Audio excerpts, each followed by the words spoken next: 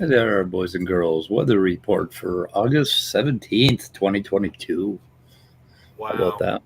Yeah. August is more than halfway over. July, I felt like it went on forever, but August has gone by quickly. Got this book here. Was it Sal Cordova? This book does not say what he says it says.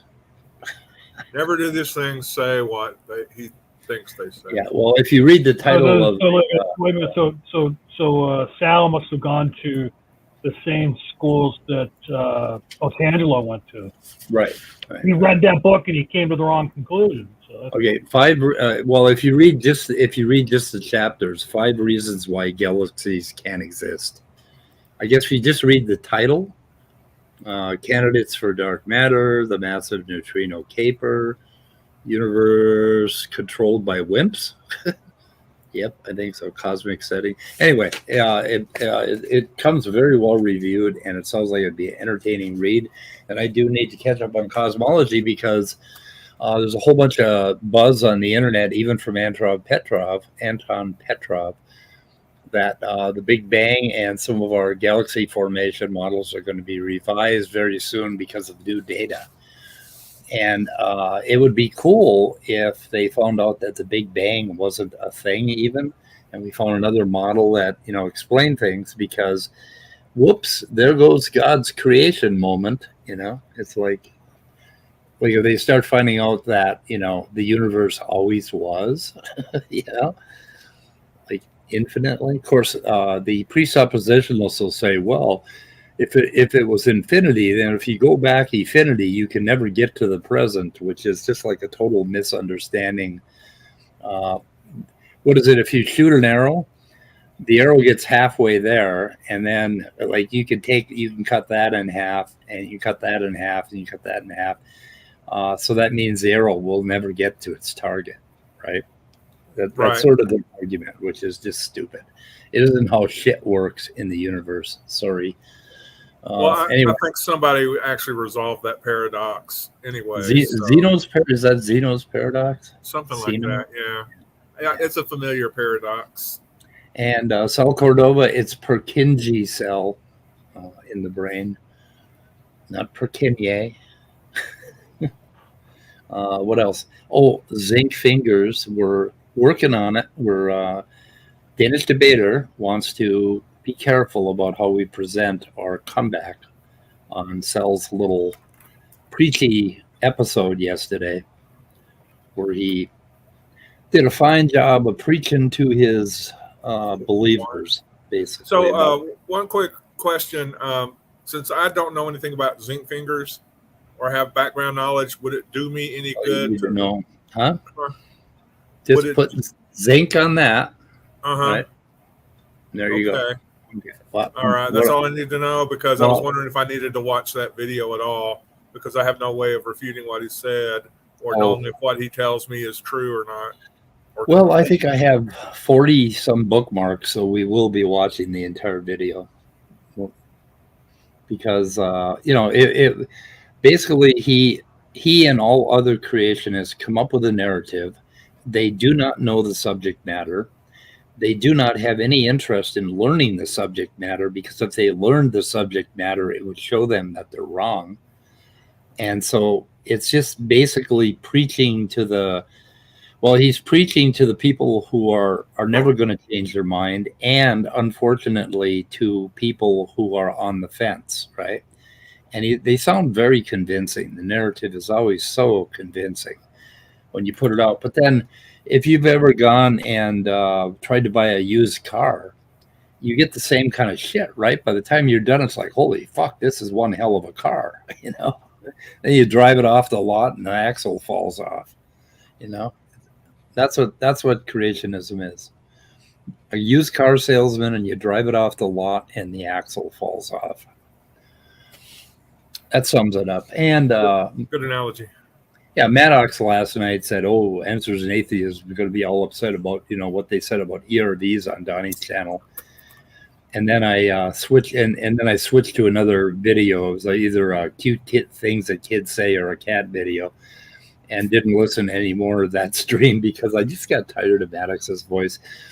But basically, you guys don't know your ass from a fucking ERV or a hole in the ground. Why in the fuck would I be upset about what you say about ERVs?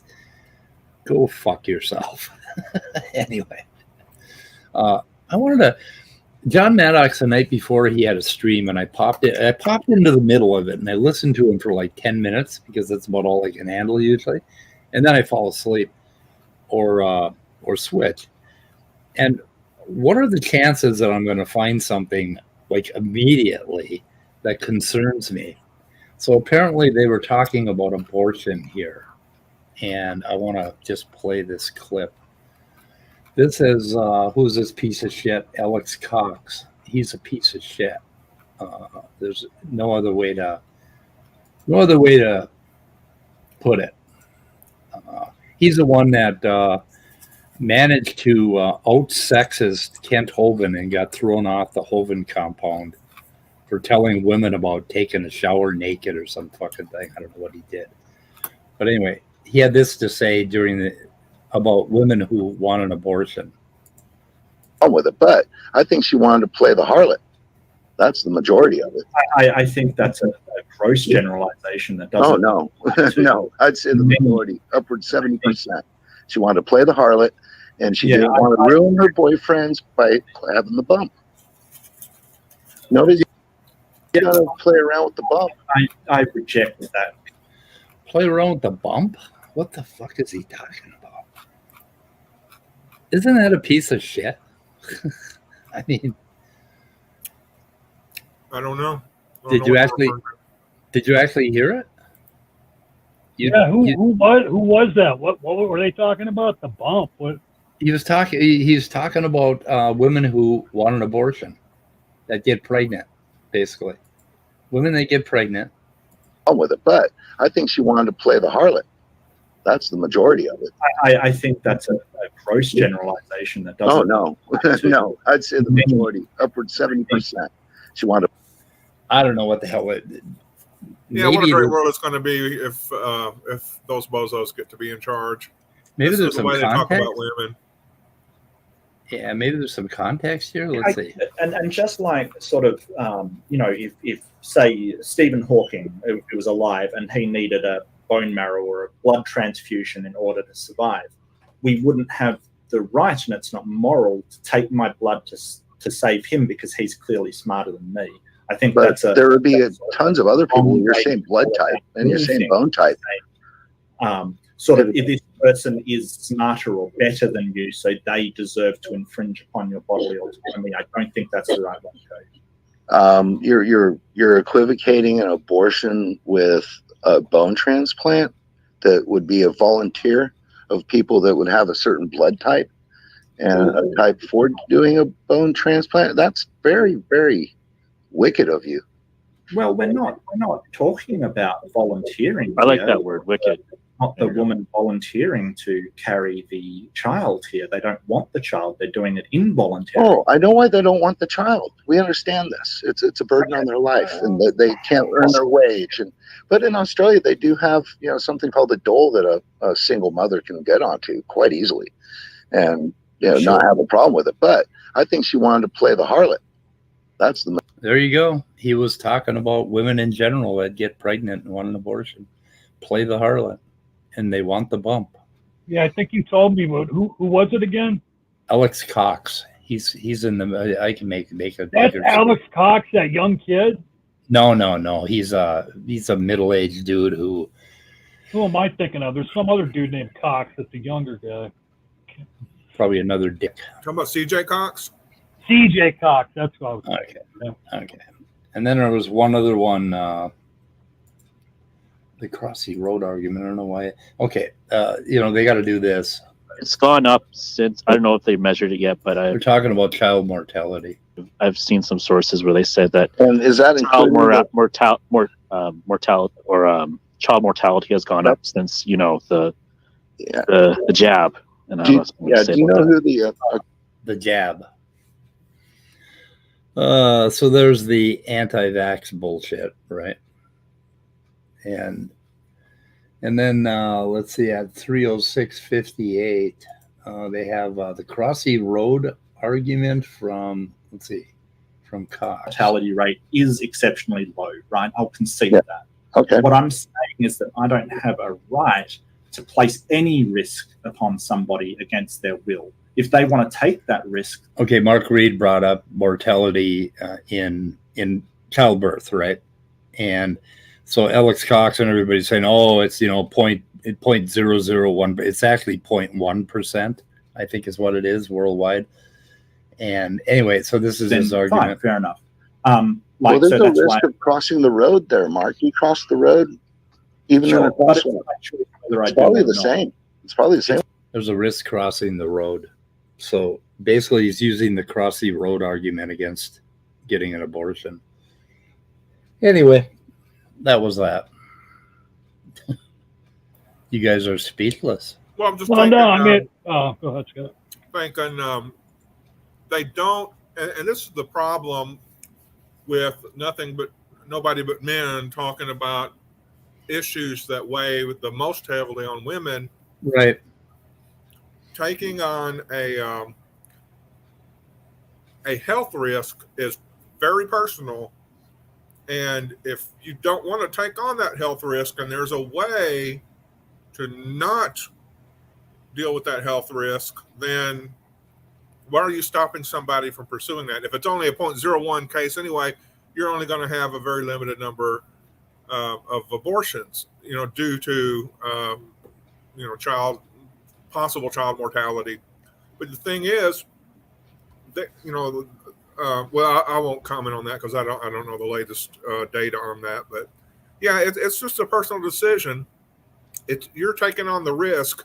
It's up to your risk tolerance and your measure of a life versus death decision, pros versus cons. And they have no business, because they cannot empathize with the females or people who can get pregnant who go through that. Yeah, imagine you swallowed a watermelon seed and it started to grow inside of you, and it wasn't growing from roots in the ground. It was the roots were in you, sucking your blood, your nutrients, your body fluids, and growing into a 9-pound watermelon in your belly. How would you feel looking like 9 months ahead to a watermelon pushing out of your fucking belly, and then coming out of your, for male, coming out of the tip of your penis? Can you imagine that you have to look forward to that? I mean, this is a stressful fucking thing. And, the argument like that Scott was making, like, yeah, that's to me, that's the end of the argument right there. Is that how do you, no matter how low the risk is, how do you in a free society tell a person that they have to take a health risk? Take the risk, right? Right. You have to bring this child to term. Like, like Scott said, like, at the end of the day, it's not going to be like this big percentage that do it. I mean, but, yeah, like Mark Reed counters right after this, and he says, well, it would be like me pushing you out in the road, right? I mean, if you decide to cross the road on your own, then, you're taking, but no, you're not going to be pushed out in the road. It's like you have to go out in the road unless you go to another state. Your defense is not, she had a 0.01 chance of dying anyway by crossing the road. 0.001, I guess. Yeah. Yeah. Anyway. I mean, hey, hey, some women just sounds crazy, but some women just might not want to fuck up their downstairs. I mean, I don't want to have a kid because I don't want to wreck my vagina. Like, I mean, that's, Yeah. you know, I mean, I understand the argument they make about, well, they should have realized that when before, you know, they had sex, but I mean, that's not the way the world works. Like, yeah, even if you're careful, you can still end up pregnant. Like, Oh, anyway. But Maddox hangs out with the fucking creepiest people. What the fuck? What is wrong with that? well, that doesn't really surprise me as much as it does you. Well, he That seems that John Maddox would hang out with creepy people. I mean, that seems that makes sense to me. Yeah. Well, I'm not sure if he's, you know, that bad a guy in general, but some of the people that are on his channel definitely are. I mean, Maddox is kind of an idiot, but I don't think he's a bad guy. I don't know. He just, you know, he does his thing on YouTube and pretends to be obnoxious and horrible, but, you know, he's not as creepy as these guys. Stephanie's correcting you in the chat there, Steve. What now? Oh, Stephanie, I love your thumbnail. There's something wrong with your thumbnail. But our cosmos is spherical and it's in nothing. It's not a knicker box with Lori Glass. Where did that shit? Oh, that's a typical depiction of the Big Bang in textbooks. They just show that. It's just sort of meant to be a cone, you know. Sorry, Stephanie, if I offended your highness. Notice I hyphenated that. Anyway. Yeah, they claim to be the only ones with morality and often have no empathy for others. It's weird. Did that show up in the actual side chat? I got What? off of the StreamYard version of it. Oh, really? Yeah. Oh, well, but there's nothing objectionable about it. Oh, it didn't show up in side chat? Unless I'm just missing it, and it's very possible I am. Ones with any morality often had no. I don't know why the hell they would cut it. So they cut it out? Holy shit, they did. Or it just leaked out, I guess. The pipeline. Well, wait a minute. I have both chats up side by side on my computer. What are you saying? There was one that was in the Eric 311. Yeah, the one on the screen. Wait a minute. None of Eric 3. No, okay. One of his comments are there before. Yeah. So I don't know why that one. 408 at 408. Where are you, Eric 311? I'm seeing Eric 311 in both chats. Really, you are. I see the highlighted one that you have, and I see that in the YouTube chat. Well, I'm going to reload my YouTube. Yeah, what the hell's going on? I don't see it either. And I don't see any previous comments in my YouTube chat. No, I don't see it. Wow, this is weird. Well, okay, I can Well, see I the see one that where you say, "Can you see me?" I can see that one. Well, So, I can see one way back where right after I left my links, he said, "Hi all." I have that, and then the next one I have from him, he says, "With Danny, they actually have a used car salesman." Well, I'm just glad Eric's back. I don't want to lose Eric. I didn't want him to fly the coop, so to speak. Yeah, what the fuck? Okay, so Leo, come on in and tell us about this new Big Bang stuff and James Webb and all the stuff they're finding and what's going on. And what the alternative is. He ran the argument from evil today with somebody. I want to hear about that too. Yeah, because I have nothing else for content at all. Well, before you go on to something, then you might as well share that then. Share what? The promo. Oh, you want to do the promo? So you sent a link to Leo? Well, and then I put he put it in the chat. Okay. I didn't get that one on my side. Wow. Okay, my YouTube's just messed up. In fact, I'm going to close that browser and start it all up. What's this? Okay, so we can see it all, pretty much all of it. There we go. Okay, I'm going to play it.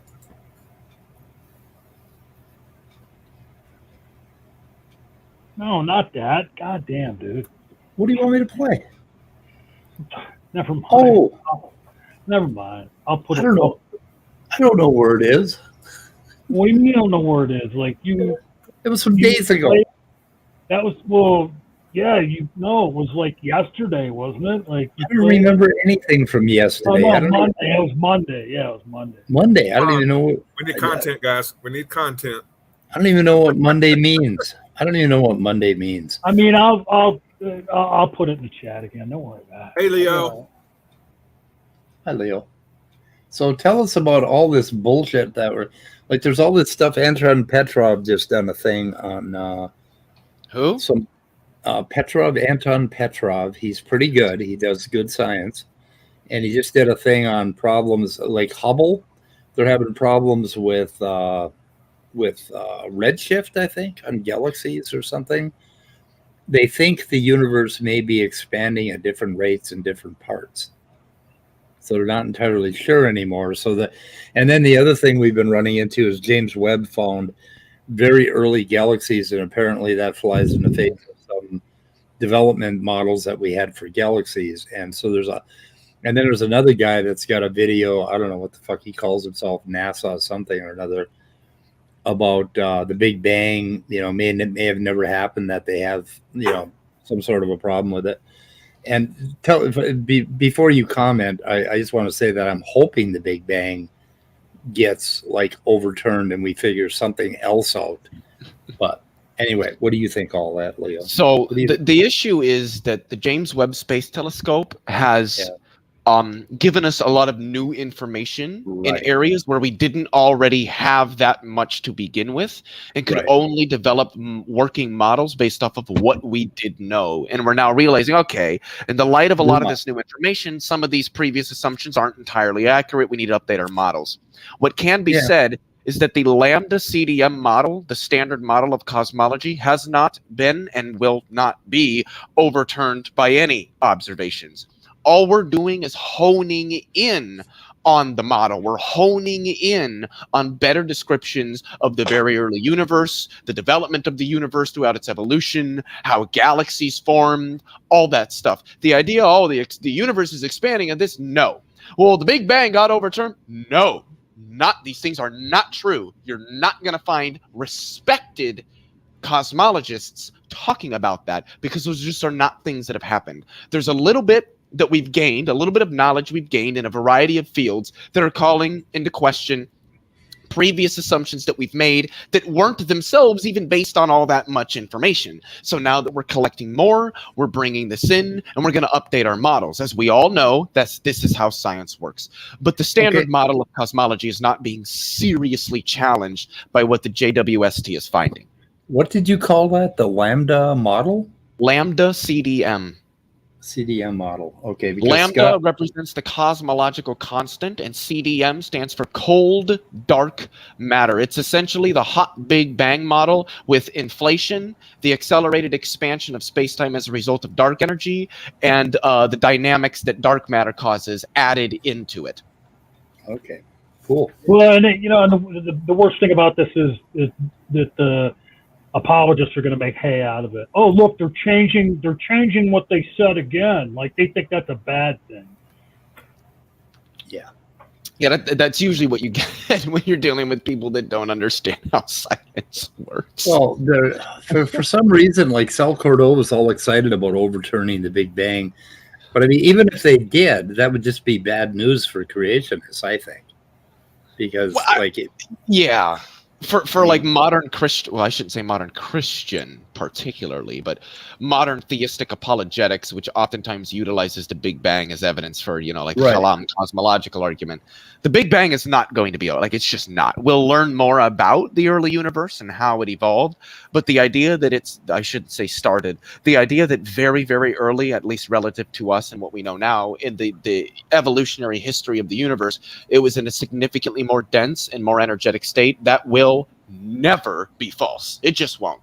And I know a lot of people say, well, science doesn't prove things and we can't have them. Yeah, shut up. Yes, it does. Just because it doesn't prove things the way that math does, doesn't mean it doesn't prove things in its own way.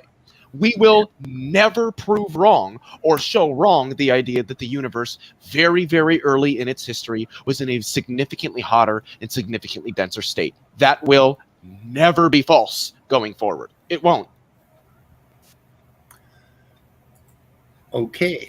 Sel should be excited about overthrowing the Big Bang. If he can actually do that, he should be able to win the Nobel Prize. That's I love mortgage paying money. Mortgage paying money. And that's what I'm waiting for. Well, I'll wait to see what Nobel Prizes are handed out over the next 4 to 6 years, and what other data. Like I am willing to acknowledge there's a lot that we made assumptions about that we're realizing that's not really the case. But the idea that like our model is being wholly questioned at its foundations is just not true. Right. But this is really exciting. I mean, we're going to get data like crazy over the next. I mean, this is what we've gotten in the first month that they've been delivering it. Month or two, somewhere in there. Can you imagine what it's going to be in 10 years? I mean, Christ, this is incredible. Yeah. I don't know if I'll be able to find it. There was an article I read from Ethan Siegel. I know I cite him a lot, but he's just such a fucking phenomenal science communicator. And he's no bullshit. That's why I like him. Like, he says it like it is. He's not trying to do all the clickbaity bullshit. And like a lot of these physicists out here that are writing these articles and making these videos, with the exception of people like Sean Carroll, Sabina Hassenfelder, Ethan Siegel, they're doing all the clickbaity stuff. You'll see videos like Big Bang overturned, new JWST info is calling it. Like, you're going to see a bunch of these wild clickbaity titles and stuff. Just ignore it. Just ignore it. If anybody wants to know what's really going on, go to a university, ask if there's anybody that's closely following the James Webb data, and ask if you can get a meeting with them or get them on the phone to ask them some questions, and they'll let you know what's going on. And what they're going to say is, oh yeah, there's a lot of stuff that we're learning that's kind of calling into question some really not very important parts of our model, like with galactic dynamics and galactic formation, stuff like that. But our models are not being foundationally challenged. they're just not, at least not in the way that like a lot of these creationists and what have you are trying to not in the way that they're trying to paint it out. Okay, here's Ethan Siegel's science blog. So you like him? Starts with his personal blog is Starts with a Bang. He used to be a science contributor for Forbes and now writes for Big Think, which I'm thankful for, because Big Think's articles aren't quite as clickbaity as they used to be with respect to space science now that Ethan has been there, which I like. I need to ask a question apropos of nothing, but what does Stephanie says the bad keeps the good good? What? I don't know it. I don't know what that means. Is that the problem of evil? A good segue. Good segue. You have to have the bad, or you can't see if the good is good. Yeah, see, I've never understood that. This idea that's that what the song Facts of Life says, so it has to be true. It's like, well, if there was no light, there wouldn't be any dark. Well, actually, there would. There would be nothing but dark. What are you talking about?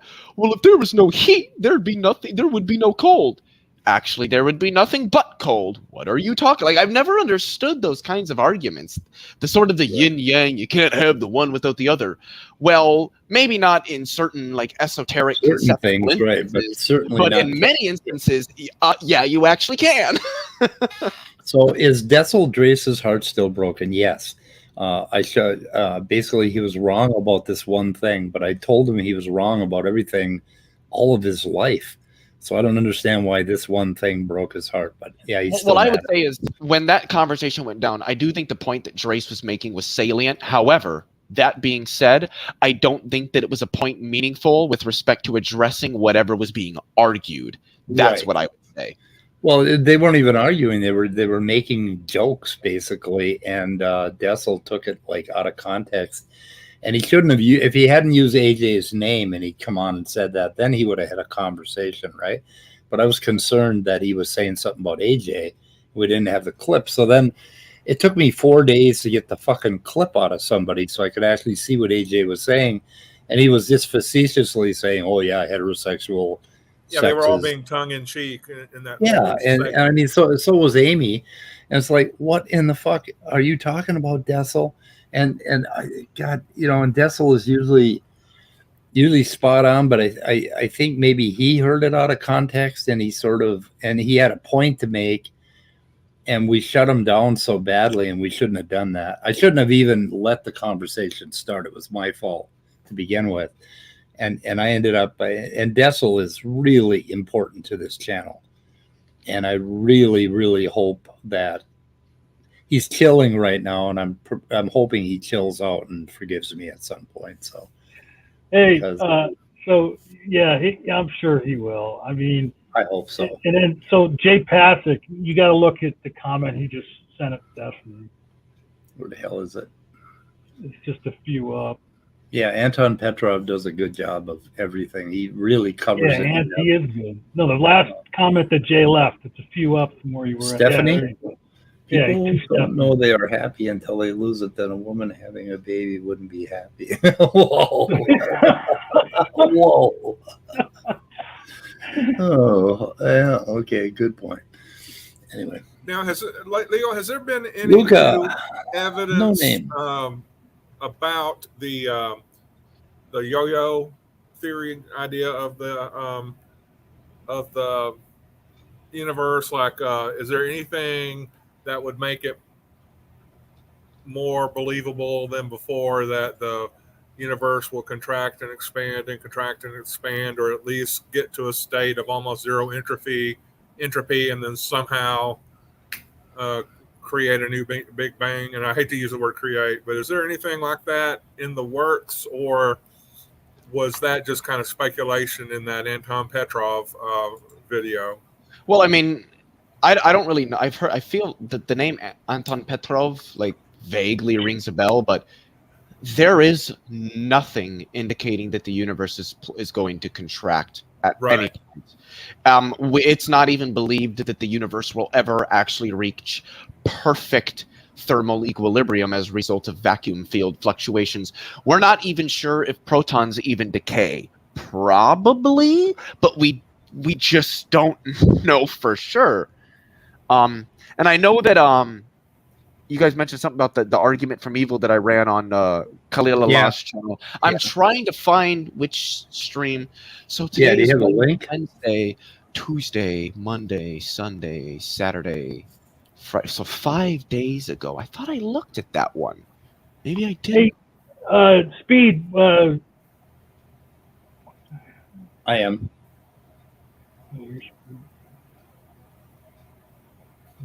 Okay. Yeah, I don't know. There was something. Yeah. I got. Why am I not? It's just like. What is going on? So do we need help? Oh, that's what I was going to ask you. Anton Petrov. His channel, maybe Leo, I think it used to be called What the Science or something like that. Speed. Really? I don't know. I was. Yeah. It used to have a different name, and then he changed it to be his name here like a year or so ago. Oh, really? I didn't know. What the fuck? What the freaking fuck is going on here on this channel? We don't know. Anyway, and I listen to Anton all the time, and he does content daily, and he's been really. I mean, Leo, you would love him. You got to go check him out, Anton Petrov. Why? This is not normal. Yeah, he analyzes papers and things like that, so it's real good. Okay, a real-time More Energy would join us in the stream. I'm gonna extend the invitation to you once again, Stupid Whore Energy. We would really like to hear from you about these issues. Okay, basically koalas, they know for a fact they didn't see the virus in real time jumping into a koala, but I mean, they know that that's what happened, and it happened within the last 100 years. They fucking know this. So, I mean, yeah. So ERVs can get into your... And the other thing that they found that's interesting is mitochondrial DNA can actually be copied into your genome. They found, like, mitochondrial DNA from... how the hell was it? What the fuck was it? I can't remember. I think it was, like, from the male line. Basically, they found, like, a male transferred mitochondrial DNA because it had jumped into a germline genome and ended up in the offspring or something. Well, that sounds familiar, but I don't know where I heard that from. Was it actually? There's a whole lot of papers on it because they found mitochondrial DNA inside of our genome all over the place, and apparently, well, of course, that's been happening for a long time. A lot of the original mitochondrial genome was copied into our nuclear genome and ended up reproducing that way. But so we found all kinds of jumping gene evidence, and we know how it works. We know the mechanisms. In fact, in koalas, they have tested them and found that the offspring have ERVs that have jumped within the genome. So they're not in the parent, but they're in the offspring. So they know that the offspring had a jumping gene, not in his germ line, but in his somatic line. So, I mean, they've seen all of this stuff. And they also see it in human beings where offspring will have a transposon in a different place than their parents.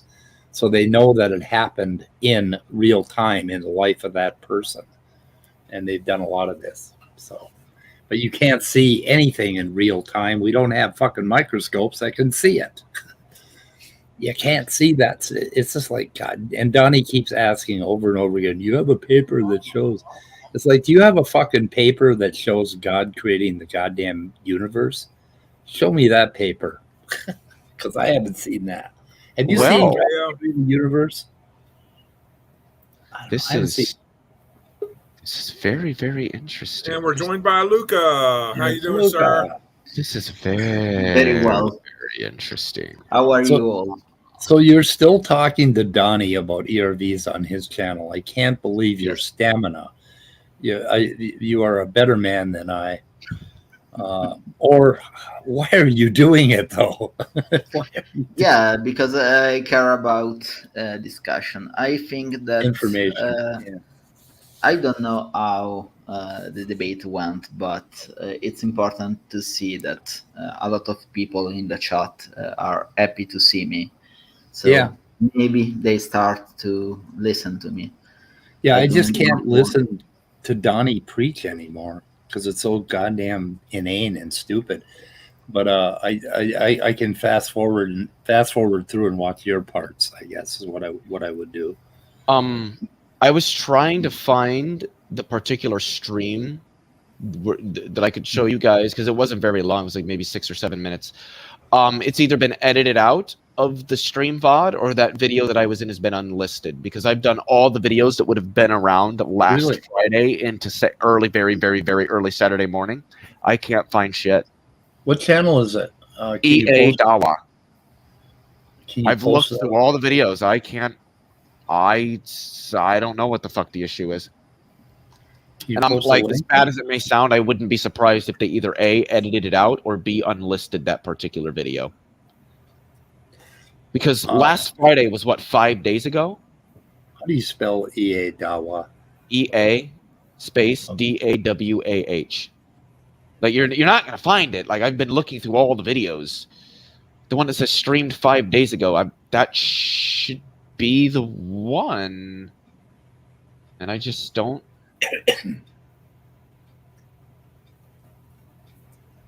I can't fucking find it.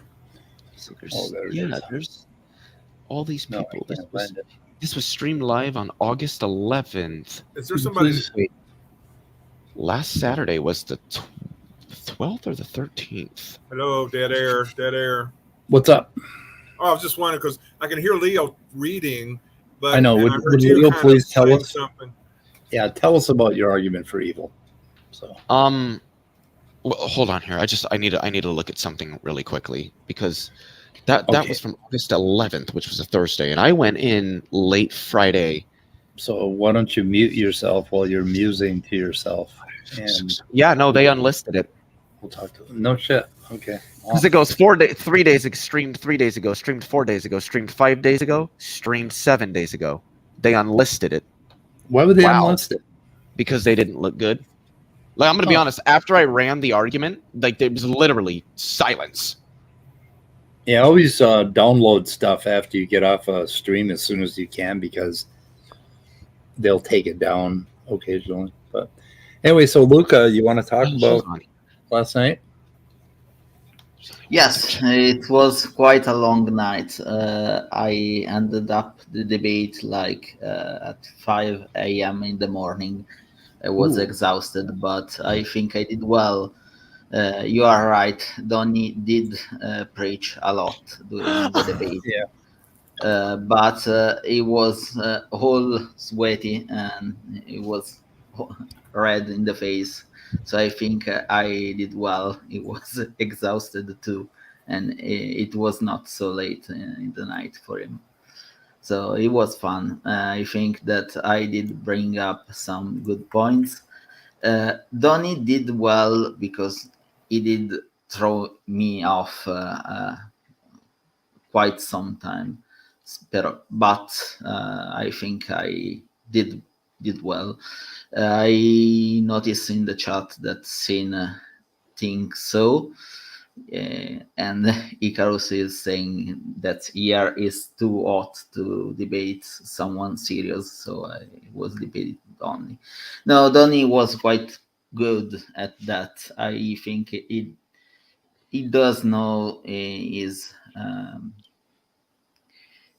one or two things to say during this kind of debates. I do not think he does have a very profound understanding of the topic, but for what we did yesterday, he knows more than enough.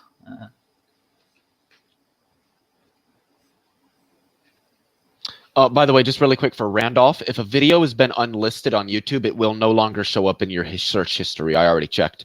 Because I watch a lot of his the Gauntlet videos just because.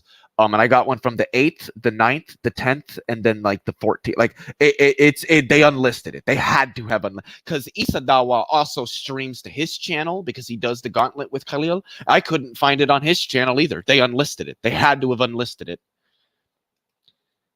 Because this one says streamed live on August 11th. The one before that says streamed live on August 9th. The one after, what's the date on this? August 12th. Okay, maybe it's this one. I don't think so, though. We'll find out. We'll see. Oh, no, here I am. Okay. We're good. All right, so where? Y'all can keep talking, and I'll just try to find this. I'll be quiet. Okay. So, someone of you did see the debate. Someone has some criticism to make. It's very important to me to know when I do wrong, because I want to. I haven't watched it, but I will. At least I'll watch your parts and make sure we got it. But now, okay, I'm trying to figure out what Donny's model is, because I'm a little confused, because he says double things about it, right? Like he said that God put the ERVs in our genome in the beginning, right? And he put them in there because they were functional. And then the ERVs escaped and become free roaming viruses, right? From our genome, human beings, and from other animals. And yes, then, I think that. But hold on a second. Let me finish. Oh, sorry.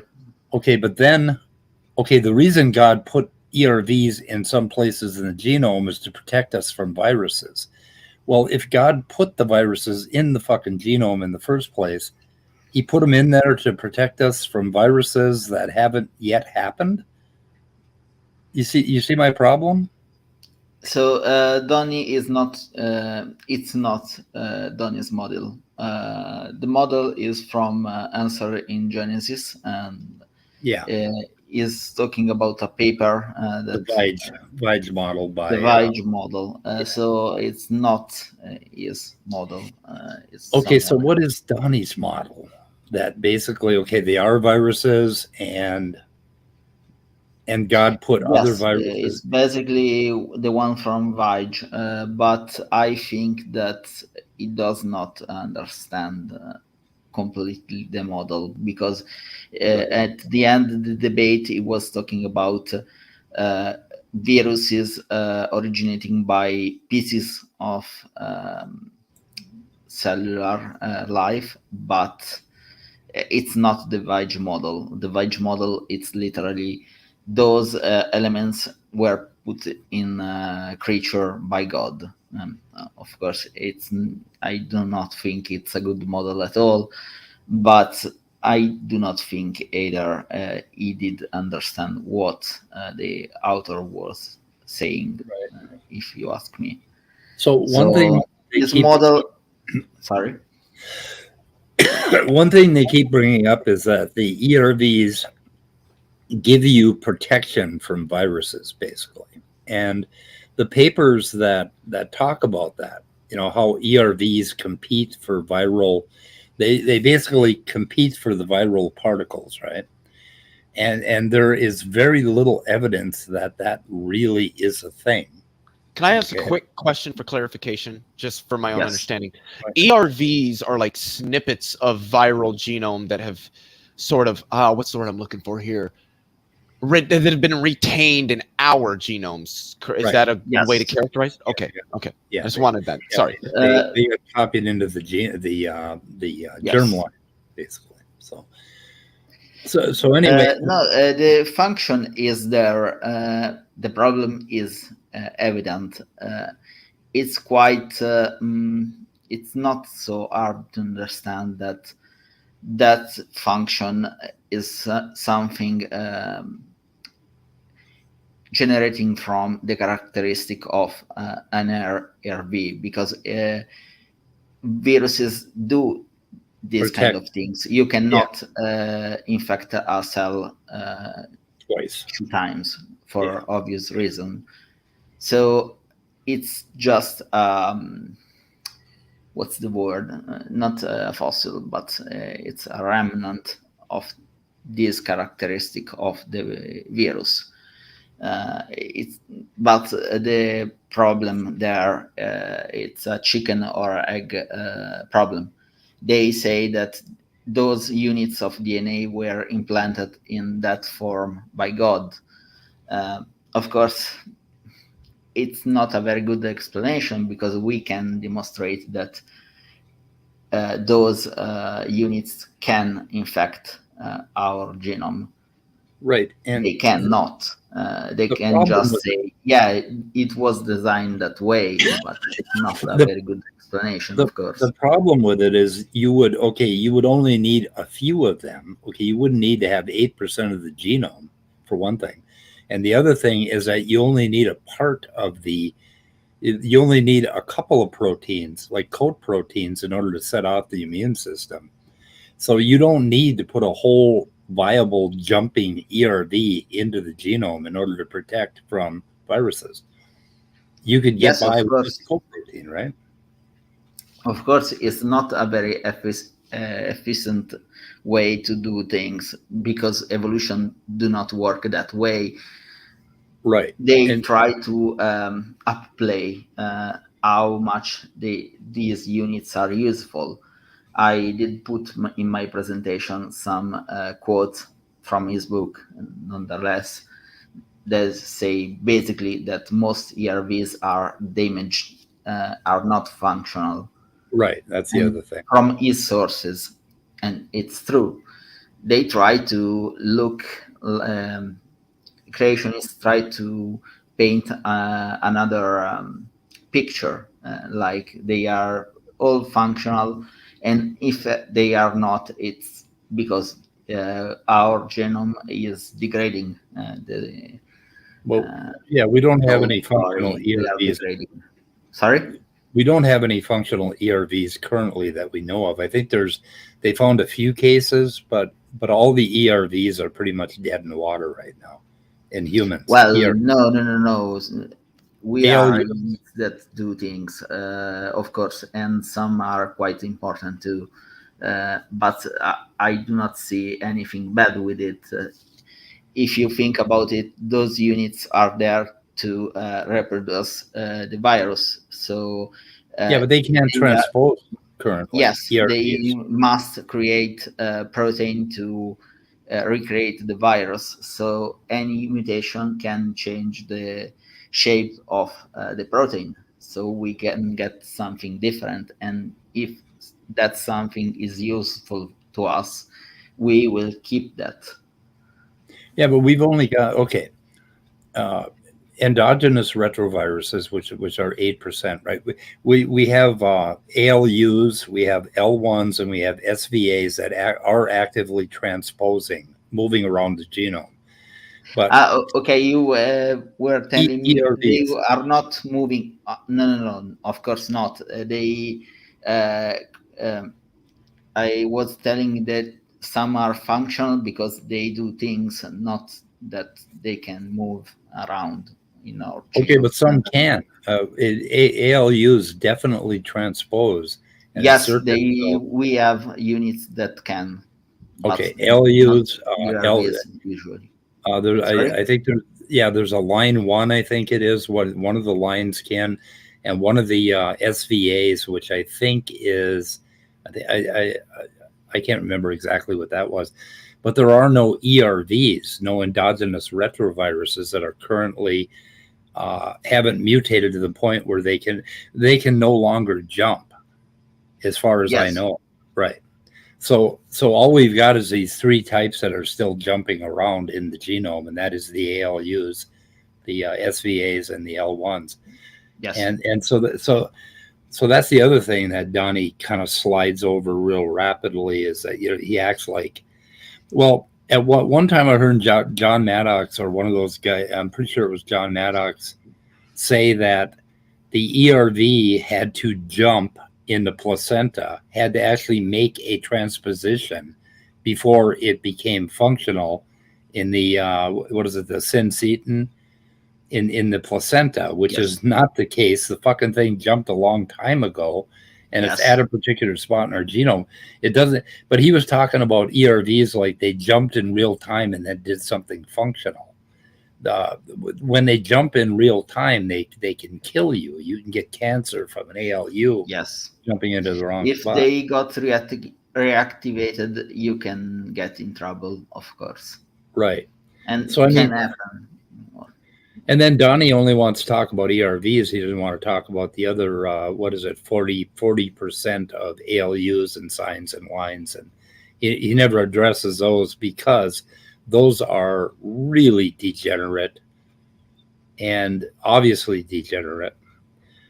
And signs have a really interesting evolutionary background themselves, because they probably came from that 7SL RNA. So they don't even look like a virus.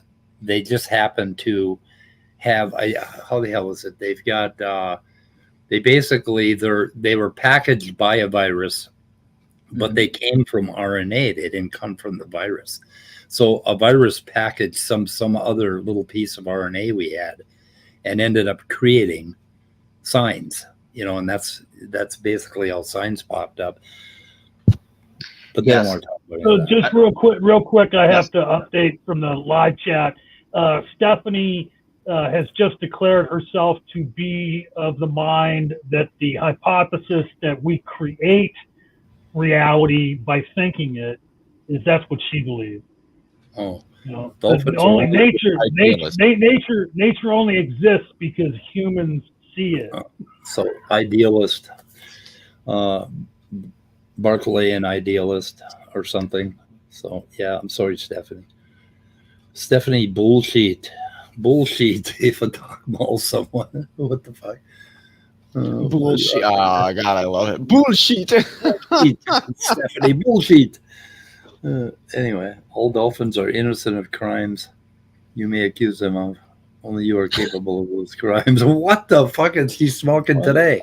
I don't know. I want some of that. Look, I'm sorry. I like Stephanie. The fact that she for like the last year and a half has just been in all of our streams doing her own thing. It's so beautiful. It just really is. She is absolutely incredible and a genius. I love it when Stephanie comes by. She is our flower child of Answers in Atheism. Yeah, it's a genius. Anyway, so I don't know how you combat those guys in a debate. When they have like a preaching thing. That's not hard to do at all. That's really actually it is. I don't think so. He was in whose channel were we on? Was it my lord, was it Pray? No. I think it was it Rebecca's? I don't know. We were on some stream, and This is why I love Leo. This is why I love you, man, because we're invited into the entire thought process when you're trying to think of something. I know. Yeah, no, very visible. But all I did was just keep pressing him on the philosophical foundations of his view. Like, all I said was like, look, you know, SFT, like, you can say these things. I don't know that much about like genetics and biology, so I don't really know if what you're saying is true, but I can say that what you're saying is just not present in the literature. Can you explain to me why that doesn't sound like conspiracism and they just hate God? Like, do you have reasons why none of the professionals are saying the things that you are? He didn't have responses. They don't like that. They don't like being pressed. Why do none of the experts agree with you on this? They hate it. Press them on because they hate God. Yeah. Yeah, if you drag Donny into a particular topic and you don't let him up one particular part of what he says, but the thing with ERVs is he speaks with forked tongue. If you look at what he's saying about his ERV model, he has no ERV model. It goes around in fucking circles and it doesn't make sense. And he does it so fast and so smoothly that the only thing you can do is to tell him to shut the fuck up, and I don't know, just drag his nose down into one little thing that he says, and then run with what you need to do. And that's the thing, when you're talking to somebody like LPP, like SFT, somebody like them, you cannot. What they'll try to say something that they know is gonna like trigger you, I use that term a little loosely, to get you to respond to that, to get you off of pinning them down on the thing that you were previously. Be like, I can respond to that later. I'm still interested though. Keep them on what you're talking about. They will do everything to deflect away if you make the slightest attempt to pin them on something. And that's because they know when you really pin them and you really question the philosophical and even the epistemological foundations of what they're saying, you realize their position is quite weak. You don't really need to, I mean, you can, there's nothing wrong with doing it, but you don't need to go down this addressing every scientific claim that they make. And what I have found is that when dealing with creationists, I'm going to be honest here, I don't think that's the best tactic. And the reason is this.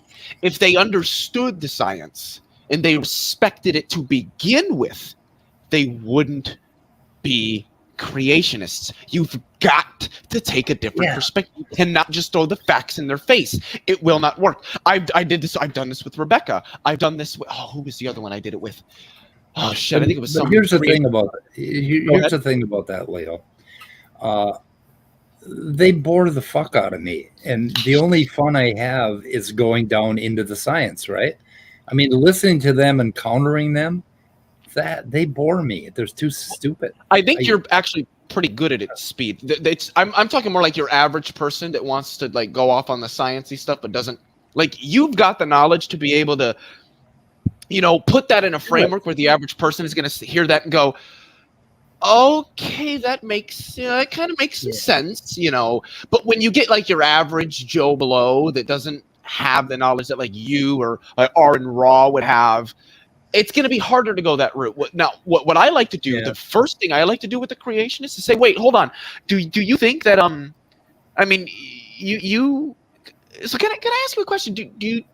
Are you kind of more in favor of, you know, like free markets, you know, capitalism? Usually it might seem like I'm going off on a different, but I'm going to loop it back around. I promise. Yeah. They're usually like, well, yeah, you know, and I say, okay, so you would agree that like the fossil fuel industry has been massively successful, you know, massively profitable. Oh yeah, of course. Wait, but you do know that they rely like almost exclusively on radiometric dating and its reliability to prospect for oil. How is it that they found all this oil every time they've used radiometric dating if it's not accurate? Have they ever answered that? Well, usually I get something like, well, I mean, you know, like, I don't really know how these people, you know, do that. I say, well, but they use radiometric dating. I just told you how. Like, if you don't believe me, you can Google it. They use radiometric dating. We're talking about like hundreds of billions, if not trillions of dollars on the line here. You think that a capitalist is going to put billions of dollars on something that might not be reliable? And usually at the end of the chain, they're like, okay, I can grant radiometric dating is reliable, and I'll say, okay, so you don't think that it's reliable when it comes to dating the Earth, but you think it's reliable when it comes to finding oil. Well, what's the asymmetry where it's reliable when we use it for this, but not for this? What's that disconnect? And they can't answer the question. And so what I try to do with specifically young Earth creationists is get them to the point that the Earth is old. Because once I've got them there, most of them already accept micro evolution. So once I've got them at an old Earth, I can get them to macro evolution. And I've seen it. They might not immediately agree with me, like just abandon their belief and say, yup, you're right. But you can see that those dust-covered cogs begin to fucking turn. And you can see it because there's just fumes rolling out of their ears. I have found that tactic it actually is a pretty damn good tactic for getting that ball of thought rolling in their heads. Yeah. And I usually say, just add really quickly here, is that I'll usually ask them, wait, what does the age of the Earth have to do with God? God could exist and the Earth could be 4.5 billion years old. And God could exist in evolution. Could be like, why does this bear? That stuff doesn't mean God isn't real or God. Like, what does that bear? God's omnipotent. That doesn't bear on his existence. Right. And that's when, because I'm going to be honest, I don't care about whether they believe in God. All I want them to do is just accept the science as it is. That is the primary thing with me. This is just an aside, but Dave M., I really like your comments and how you got under Rebecca's skin yesterday. That was fun. Hey Leo, it's just like how they'll say when you bring up like slavery or something like that, and they try and say, well, that was the culture back then. And then I'll say, well, why does an omnipotent being have to be concerned with the culture of his creation? Like, it's almost the same thing. And then you, like, John, I'm sure you've seen it where you ask them that and they're just like you can see them go, wait, whoa. Like you can see the cogs starting to turn. Oh man, it's insane. So, I don't want to interrupt anything, but just we can talk about whatever it is. It's not my stream, but yes, I know John and a couple were interested in the EF or Dawa problem of evil. It's not long, but whenever we get to it, if we get to it, I just wanted to show that. But we can go do all the stuff. Yeah. Could you please give me a link to it before I do show it? I'd like to see that. Randolph Richardson put something in-person community event free on August 22nd, Barnaby Central, British Columbia. Where the fuck is that? We Minnesotans do not recognize Canada as existing. So anyway, I want to describe what I do when I debate someone because go ahead. Is this EA Dao, just real quick? Is he the Muslim that used to be an atheist and became Muslim? That guy that he's a friend of Rage. Yeah, used to be the EA. Yeah, used to be the EA podcast. Justin Downey. He's still a Muslim. He didn't go back to being an atheist. No. Oh, him? Yeah, that guy. That guy. Oh my God. So, Dave was on Rebecca's stream yesterday, or somebody had mentioned like Rebecca getting frustrated with him. I don't know if it was in side chat. It was Dave M. and also Pocket Locker, but which Luca wanted to say something about debating. Yeah, let's go ahead, Luca. I'm sorry. When you see my debate with Donny, but with everyone, it's important to remember something. I gave all sources and all arguments that I did touch on the debate in advance to Donny. So when I debated Donny, he was aware of my every argument. And when I debated someone, sorry? Did he link them in the description? No. Oh, I think not. They are on my channel. I'm not sure about it, but I do not think he did post all my papers on his video.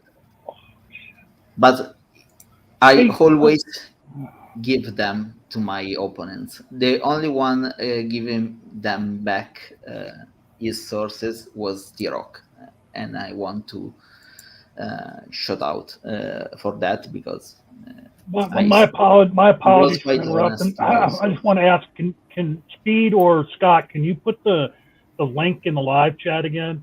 Hey, Randolph Richardson, could you please come in here for a few minutes? Okay, it's pinned. The link is pinned. Oh, it's pinned. Yeah. Hey, Randolph, if you have time, please come in here for a few minutes. Go ahead. Luca, Yes. Could you shoot me a link to your website or to your YouTube channel? My YouTube. Okay, give me a second. I have a good question. Luca, you either are pursuing a PhD or have a PhD in something related to biology. No, I just have a bachelor in chemistry. Okay. Did you focus on like biochemistry or anything like that specifically, or? I did focus in my thesis on thermodynamics. Okay. Oh, okay. Wait. It's the reason because I'm so triggered when someone talk about the second law or thermodynamics or things like that. So, Luca, would you be the one to talk about amino acid racemization reaction rates? Yes, I did this with Tony Maurice, but it was very, very below my level. Okay, I would like to talk to you about a couple things, probably privately at some point. So, anytime. I'm not. I don't know if you've seen Cell's stuff on amino acid racemization rates or whatever, but I was looking at it, and the more I looked into it, the more I thought this guy is kind of full of shit. And I'd just like to run it by somebody who really knows a lot on it. Okay. If we do that. But have you ever done a one-on-one with him, Steve? With Luca? Sal? Oh, Luca? No, I don't think so. No, never with Sal. Sal is always very nice to me. But I want to repeat, Donny had all my arguments, and I still got him on DJ hypothesis at the end of the debate. Hey, Jay. Jay Patrick, be nice, man. Is he being mean to Stephanie? Jay's being mean to Stephanie. He said Amelia Clark had portions of her brain removed after suffering 2 brain aneurysms. What happened to you? That's kind of mean, Jay. That's mean, Jay. So Randolph, the reason I asked you to come in here, and Speed, I put that video in the private chat, a link to it. You did. The promo, yeah. The reason I asked you to come in here, Randolph, is I don't know if you've seen, but this Sunday is the premiere of mine and Speed and Scott's new show at 7 a.m. Central Time on my channel called the Amateur Conversationalist. It's going to be a call-in show. Okay. And then one thing, what? If you send the link to Randolph puts that in some sort of like for your channel database or something. Yeah. So, but here's the reason. What I wanted to ask you, Randolph, is I know that, and I think Scott said it's every other week you have a show on Sundays, or is it every Sunday? On Sunday, yeah, it's every fortnight, so every 2 weeks. Although this coming weekend we're skipping because everybody's just too busy, so we're just skipping this. Right. Oh, and then what is Scott? What am I going to do? What time is that on usually? We start at I think 0800 or 0900 Pacific. I think it's 0800. Yeah, we start at 0800 Pacific. Oh, okay. So because what we're going to do, I'm going to be presumptuous, and I'm coming up with an itinerary of atheist shows that are on Sunday. Oh. You know, and then being presumptive to put us in that itinerary at 7 a.m. Central Time. And then I want to make sure I mention your show and, you know, the Talkie and the Atheist Experience. And who else is on Sundays? Let me just send you the playlist and you can see the whole set of... that would be... Do you have my email? I'm just going to pop it into the private chat here for you. I'll put it in the public chat too. All right, that's awesome. Luca, I'm putting your channel in my description. Okay. Everybody Donny should did put my channel in his description too. I just checked, but not the sources. Here we go. But not your links. Not your links. I guess You I mind can go if, back and replay one that I missed before, Randolph. Well, the whole playlist is there. That's all of them. Maybe That's I the won't ruin my Sunday. playlist. That's the playlist for your show. I thought you were sending me some kind of playlist for all the shows on Sunday. Nope. This is just for this particular program where we challenge theists to join us on a Discord stage and convince any one of us on the panel that a goddess or a god exists. And how many takers have you had so far? Oh, usually get multiple on each show. It's fantastic. They run like 8 hours. Some of them do. We've been keeping them under 5 hours. Our aim is typically 4 at the most. Sometimes it'll go a little over. We're okay with that, but because 8 is pretty exhausting. Although somebody last time commented in the live text chat that they'd like this show to run more than 20 hours because that would really help fill up their Sundays. Is there can I say a couple things really quickly, plug some things? Just so the first thing I want to say is to Jay Pasick, keep my wife's name out your mouth, bitch. Anyway, I wanted to say the other. I did for anybody that's interested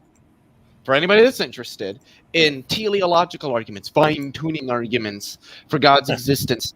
Me, Matt from Physically Debunked, and Nathan from Digital Gnosis did about a 2.5-hour stream earlier today where we talked all things teleological arguments. So if you're interested in, learning about the best formulations of these arguments, the worst objections, the best objections from a guy who's getting his PhD in cosmology and another guy who's earning his master's in philosophy and then pursuing his PhD in, psychology and computational and computer science. That's what he said, yeah. You can, and then some nobody who has no degrees and is just a guy on the internet, which is why I talk the least. You could go check that out. It should be up on my channel. And then the third thing I wanted to say is when does that happen though? That already happened today. It's already up. No, I'm saying when does that happen when you talk the least? When I'm around people that know more than me on whatever it is that we're talking about. I'm fucking. I know. But and the third thing is, Speed, let me know when you want me to play this, because like I said, I know there was a couple people that, and this is, like I said, it's not long, but I want you guys to finish what you're doing. I think we're ready.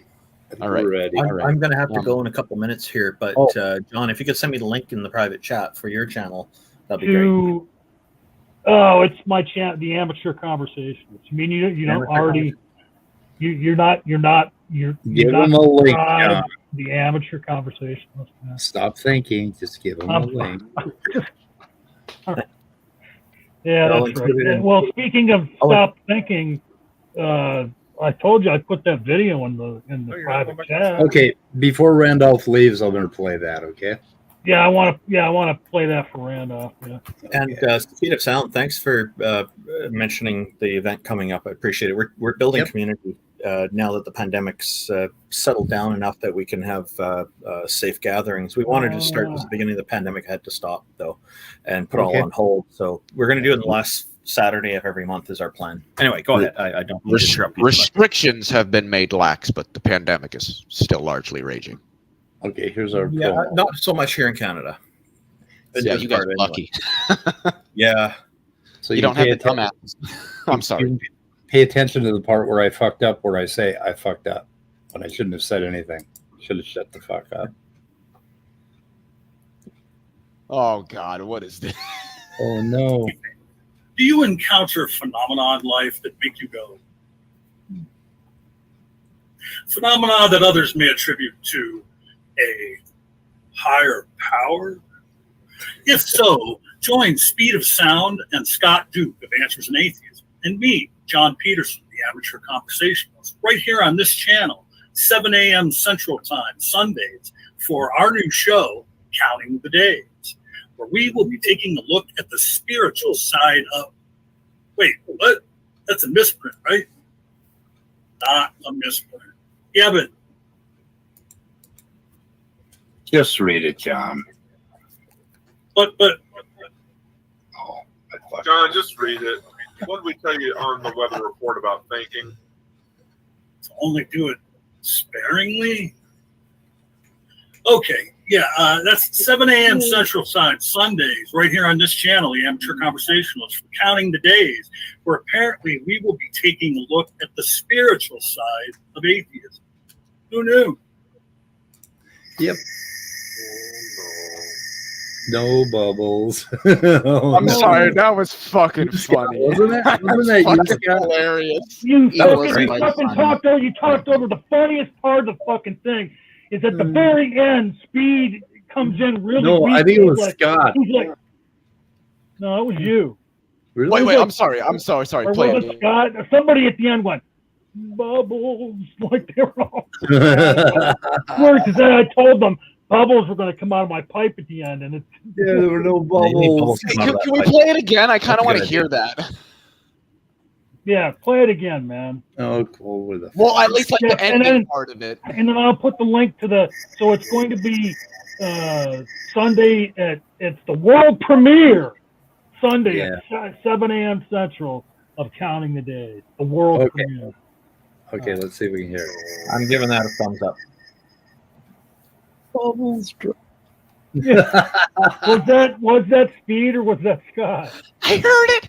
Bubble. It might have been me. No bubbles. I want Well, bubbles. I sent I heard Speed that I sent Speed a fucking it was a text or something saying you got to cut that out, just that bubbles at the end, and you got to have that ready on a soundboard. And whenever anything goes wrong, you just got to go right to that. You know, like when the stream's going bad or something. Bubble. So, Leo, we lost your video somehow. Oh no, I can share it again. I just stopped sharing because you wanted to, and I didn't know if you were sharing or how you were going to do it. So I can. No, I was doing it Oh with my shit! OBS. No, that's the wrong thing to share. Speed, you can email me the link. I'll get that onto the Atheist Frontier resources there in the near future. Then, and thanks everybody for the chat. Really had a lot of fun here. Thanks. Great seeing you, Randolph. As always, Randolph. It's been a little while. Hey, Haven't thanks seen for you coming in, around man. We'll make sure and mention your show. Yeah, we'll mention yours too. Then we can help each other. Yeah, that sounds. Yeah, great. Randolph gives me something to listen to when I wake up and get out of bed at like 9:30, 10 o'clock on Sundays. I'm just like, this is the day, Randy. Yeah, I get something to do. You can sleep in this Sunday. If we're not going, unfortunately, but there's a lot of us with family commitments and things going on. But we'll be back at it a fortnight after. Sounds good. Okay, I sent you a link to the promo and the channel. So. Oh, great! And I'll get that into there in the coming days for you. Great. Okay, thanks very much, guys. Yep. Oh, you already did that, Speed. Yeah, see you, Randolph. Yeah, and congratulations on the new show. I'm sure you guys are going to be. It's going to go well, and I'm certain. I have great confidence in you. You know what our secret weapon is, don't you? 7 a.m. Oh no. No, Scott. I didn't even realize, and Speed had told me a couple weeks ago. Scott used to be a preacher. Well, trained for it, right? Or trained for it, at least. Yeah. Well, that's good. All right, But I mean, I don't know. I mean, and Randolph, it seems to me like hearing you describe your show that you're like you're not being adversarial with people, right? No, it's a nice conversation. Well, anyway, Randolph has been trying to escape. We should let him come on and become adversarial, but normally try not to be. Yeah. Like a calm. Yeah, because we don't want to do that. We don't and I don't even really want people like Darth Dawkins and them calling in. I hope they don't. But anyway, go ahead. Wait, hold on, John. No, wait, hold on, John. In your worldview, what is ultimate and transcendent that serves as the ground for the fundamentality of all truth? Make me remove you, Leo. Cotton candy. Yeah. Hell yeah. Okay, Leo. Hell yeah. Leo, play this. It's getting 5:30ish. It's getting shoot him in the headish. So I do have a question. As Muslims, do you guys believe that God is you guys do believe that God is omniscient, that God is maximally knowledgeable? Yes. Would you say that God's omniscience entails things like maximal rationality and reasonability? Any true proposition. But do you think God is maximally reasonable, maximally rational? What does that mean? Like what does it mean? Maximally reasonable. Maximum. So I guess what I would say is maximally rational. That I guess that's the one I should really focus on. That's really what I mean.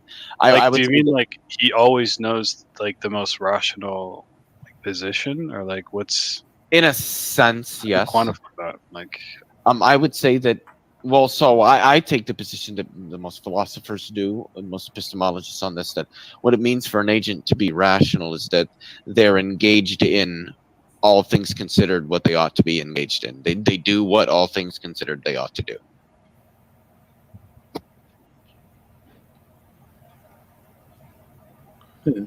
Kina, were you on the arena panel? Sorry? Were you on the arena? No way. Jawad was asking, how are you on the arena panel and here at the same time? So a being that is maximally rational would just be a being that always, only ever does what all things considered it ought to do. That would be a maximally rational being. It always only behaves rationally. That is, it always, only ever engages in the actions and the behaviors that it knows, is particularly if it's omniscient and omnipotent. I think that entails logically maximal rationality. God knows what he wants. He always knows what he wants, and he always knows the ways to get it, so he always gets it. He always does what he ought to do, all things considered. I was just wondering. I smell a logical problem of evil coming up. Yeah, you should. Khalil smells correctly. That's all I wanted to say. I don't even know how we like move forward, because like on the basis of it, like, I mean, sure, it follows. Like I wouldn't really have an objection to that. Like I would say God does all reasonable. Yeah, that's just what I'm asking. Is if you object to that definition of maximal rationality. God always, only, God necessarily does what all things considered he ought to do. Yeah, when we as Muslims would just say did God create the world? Yes. Did God create the world to be the way that it is? Correct. So then God ought to have created the world the way that it is. Oh, I know this argument. Are you saying that the product of God's, say, creation would be then necessary?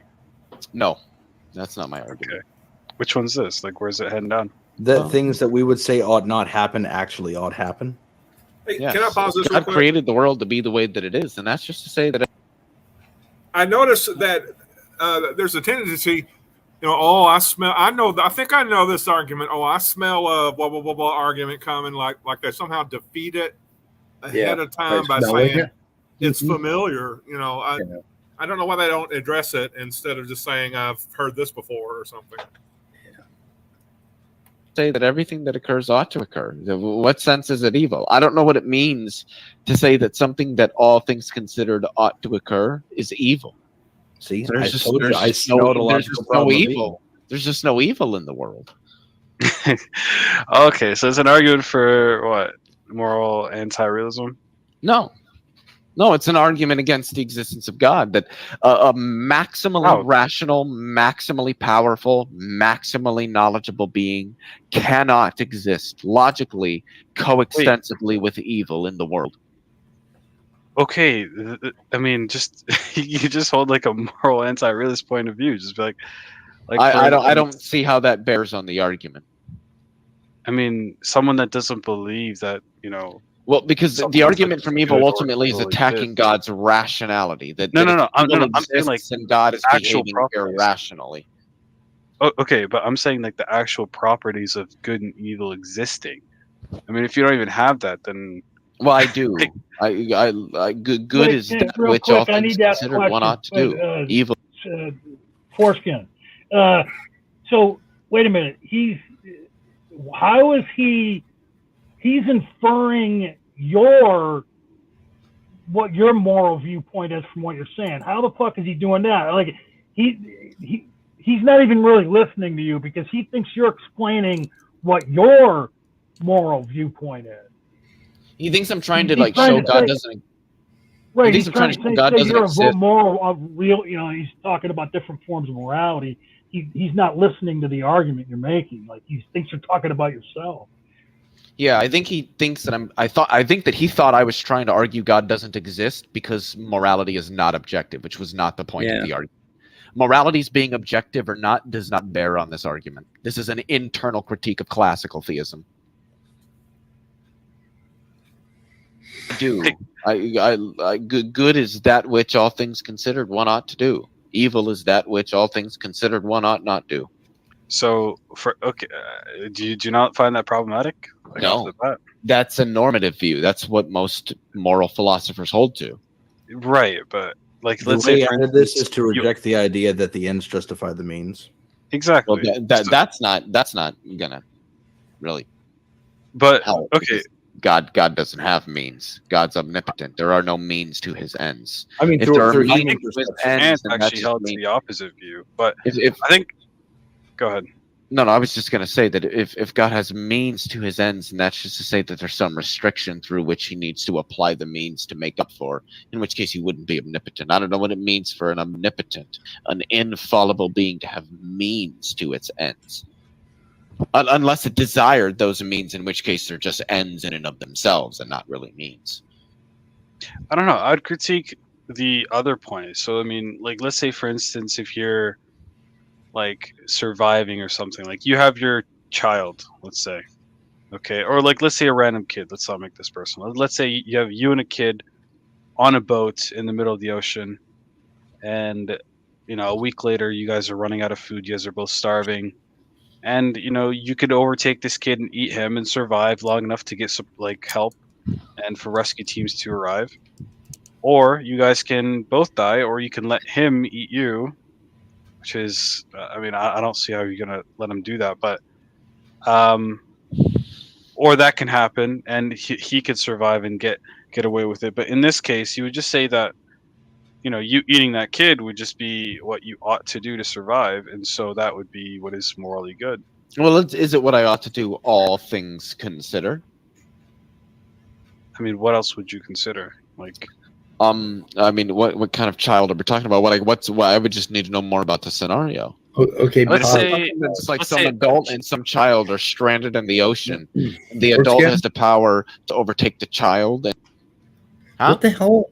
He's countering with is he claiming God and you are on an island and God is going to eat you? No, I think what he's trying to do is object to the idea of normative ethics, where he says, well, look, I mean, if you and a child were like stranded on an island and you have the power to like overcome the child, kill it and eat it, and that's the only way you can survive, ought you do that?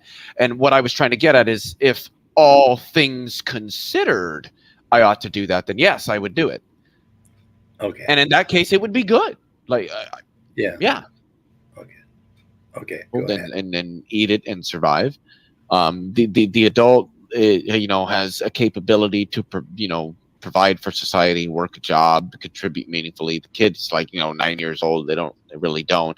So one could argue that, I mean, if we're thinking about all things considered, the adult ought to overpower the child and eat him to survive, because they can contribute more to society. They can do more. They're capable of more. They're more intelligent. I mean, Now, I'm not necessarily saying that's the position I hold to, just that's what somebody could argue. Right, but do you see how like that problem in and of itself, like a lot of people would disagree? I don't think that somebody would see a problem in there. Sure, people could disagree, but I don't think somebody making that argument would see a problem in it.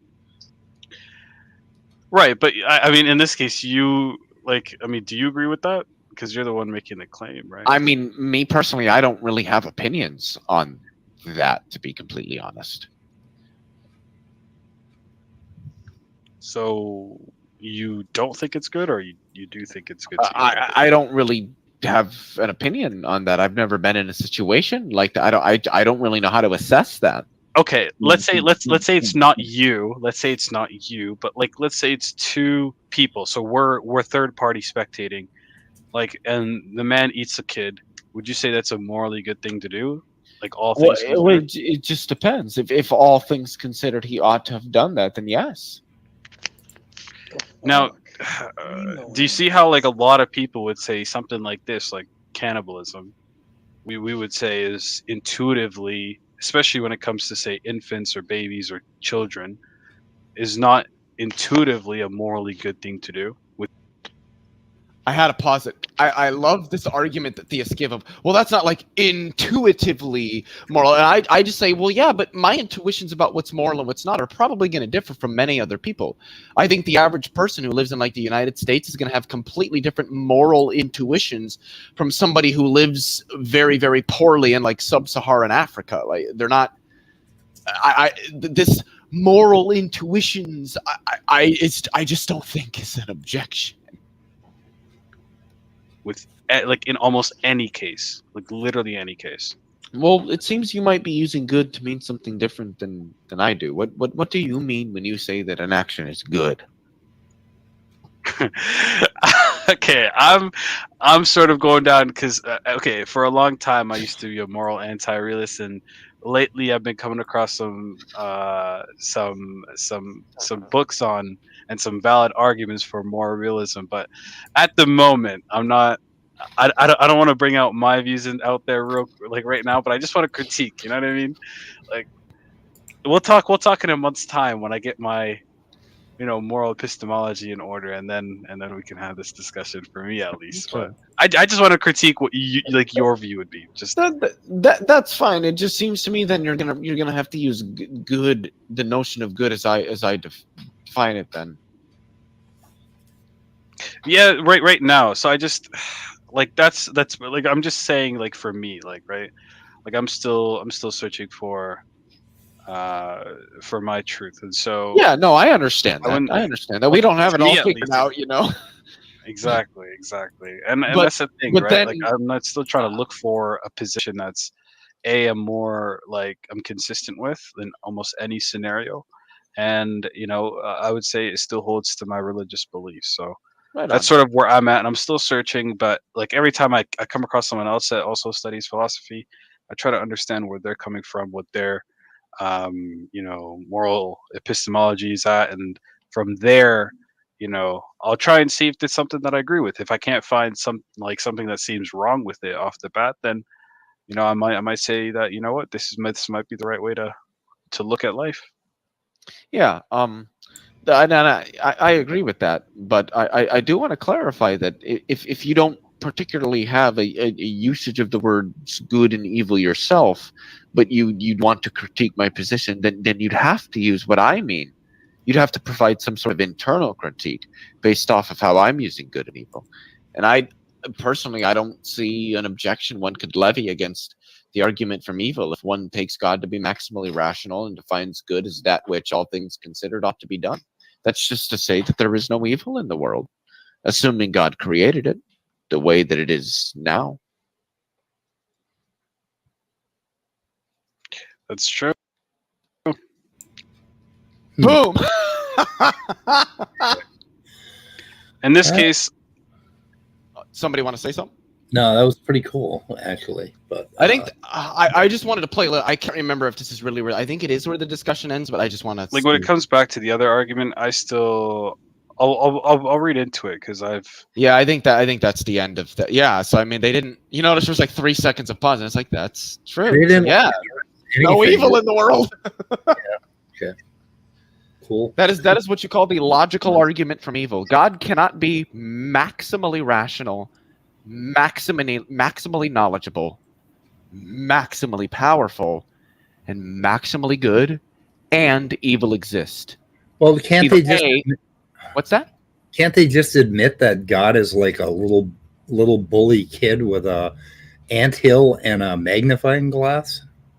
I guess I would need to understand further what's exactly being predicated about God with that phrase. If that's like that God is just evil, I don't know what it means to say God is evil if he always does what all things considered he ought to do. And what it means for something to be good is that all things considered it ought to be done. Well, God created a race of little confused humans, and he's testing them. He gave them free will, and it's like, okay, you had better do right. You'd better believe in me, even though I'm not going to give you really good reasons. and if you fuck up, I'm going to roast you forever. I mean, that's like a little bully with a magnifying glass and an anthill. Well, right? I mean, from our perspective, sure. Excuse me, sure, but from God's perspective, no, I don't think so. Eternal punishment for finite crimes. Yeah, that's I mean, like, why would anybody like the Christian God? Do Christians really think their God is a good guy? I mean, yes. Do they? Yeah, that's why I run the problem of evil, or the argument from evil. If you think God is good, then you're either committed to saying that this is the best of all possible worlds in which there really isn't any evil in it, or you're committed to saying that God either A, is not omnipotent, B, is not morally perfect, or C, is not perfectly rational, in which case he ceases to be maximally great, and in which case classical theism, at least, has been defeated. The only way that they can make a case for God being a loving, good God is to equate him to a father who lets his kid fall down and skin his knees in order to. Even worse than that, a father who, if their kid comes home with bad grades, takes them upstairs to the bathroom and drowns them in the bathtub. Burns him. Burns him in the bathtub. Right. Speed. How would you define good? How would I define good? Yeah, if you were saying that an action that somebody is engaged in is a good thing to do, what are you saying about that action? God, I define good as French apple cheesecake. I think. What? It's good if it's not bad. If it's not bad, it's good. Yeah, if it's not bad. For me, I just define good as that which all things considered one ought do, or that which all things considered one ought to permit. Or anything. So if God is like justifying reasons for permitting all of the evil, then that's to say that all things considered, it ought to occur, actually, in which case it's just not an evil action. I don't know what it means to say that a maximally great being could be evil. Yeah. I don't know. What do I define as good? So, like about a half an hour or an hour before the show, I got a call from a neighbor that said his wife was stuck in the house and somebody had broken in and she needed help getting out to her car. And as I walked over there, I thought, okay, I'm 71. I've lived a good life, but I need to help this woman. Okay, that's how I define good. I don't Wait, know. but like what? I don't think I understand what it is. Are you saying that all things considered, you ought to help that person? I ought to help that person, yeah. Yeah, but ought you help them, all things considered? All things considered. No, I don't consider all things. I got the phone call and I left and I went out there. When I say all things considered, I don't mean literally necessarily every piece of information that one could consider about it. I mean, when you've considered all of the options that you have the ability of considering, you ought do this option over the others. I would just take that to mean that that's the best option. That's the good. That is what's good. Yeah. Yeah. Could I get to highlight Peter Donny's most recent comment?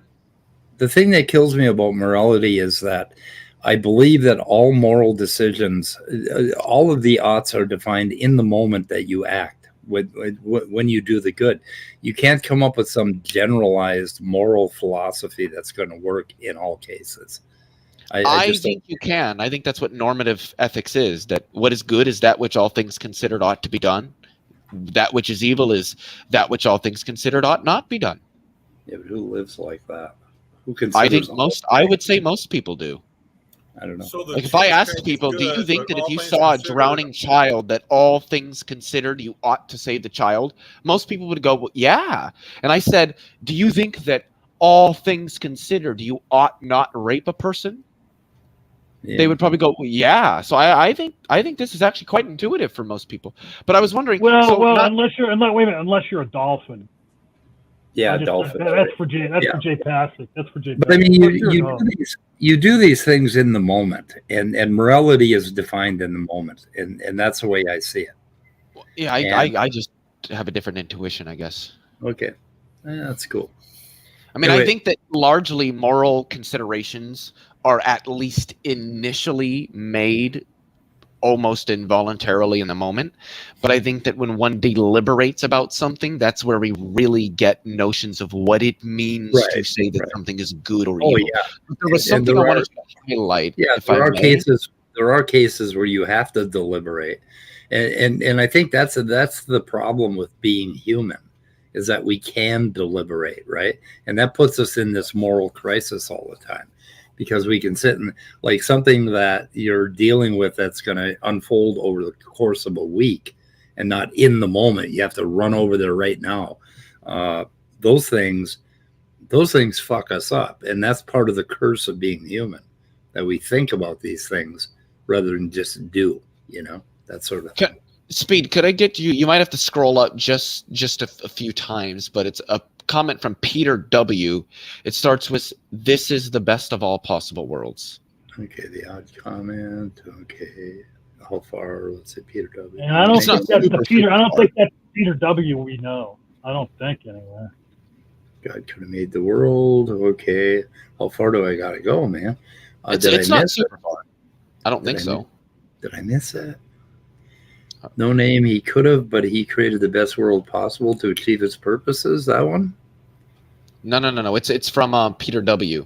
Yeah, it's got a no name above it, and it's that one. I don't know where that one's at. Okay, yeah, I'm not sure where I'm at anymore. Okay, no, you got to keep going up. Up? You got to go up just 1, 2, 3, 4, 5, 6, 7, 8 comments from the one you're at, from the one you have highlighted. What you just read was the response to the comment Leo's looking for. So this is the best of all possible worlds to fulfill all of God's purposes. And that's just to say then, Peter, that there's no evil in the world. So if you're a Christian, you just have to admit that you're taking a heretical position. If there's no evil in the world, what did Jesus sacrifice himself on the cross for? Yeah. Why did God drown everybody if there was no evil? Why does the Bible consistently talk about sin and evil if there's no evil? Because if this is the best, I just take the best to be the superlative form of good. And so if this is the best of all possible worlds, and I just don't know what it means to say that there's any evil in the world. It's the best of all possible worlds. He just said, I believe God can use evil to bring about good. Oh, well, yeah.